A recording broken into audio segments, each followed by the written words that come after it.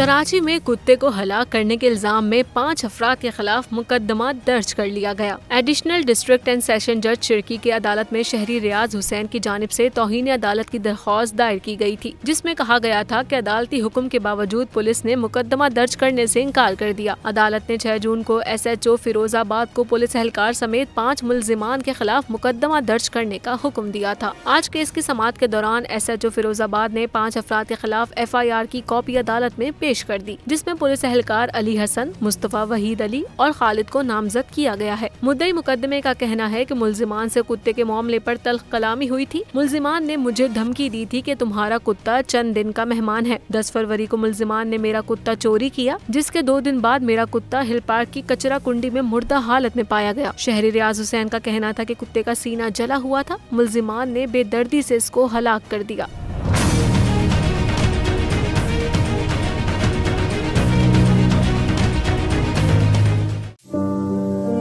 की जाने यार अमीरा, रोटी बंदा खा जाती है।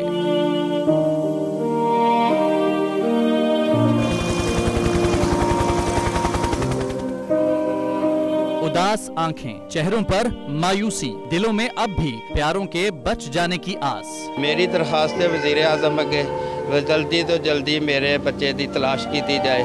गम की इस घड़ी में बोल रहा अपनों के साथ। और यूनान में महाजरीन के जहाज को हादसे के बाद अब रेस्क्यू ऑपरेशन खत्म हो चुका है।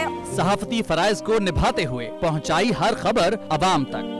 80 के करीब जो है वो लाशें वो निकाली गई है। बोल की खबर पर FIA की बड़ी कार्रवाई, इंसानी स्मगलर्स के खिलाफ इक़दाम करते हुए गिरफ्तार कर लिया। ह्यूमन ट्रैफिकिंग सर्कल गुजरात ने बड़ी ये कार्रवाई की है, जिसमें कश्ती हादसे में मुलव्वस अहम सरगना गिरफ्तार कर लिया गया है। क्योंकि बोल है पाकिस्तान का नंबर 1 न्यूज चैनल। सब्सक्राइब करें और बेल दबाएं ताकि कोई खबर रह न जाए।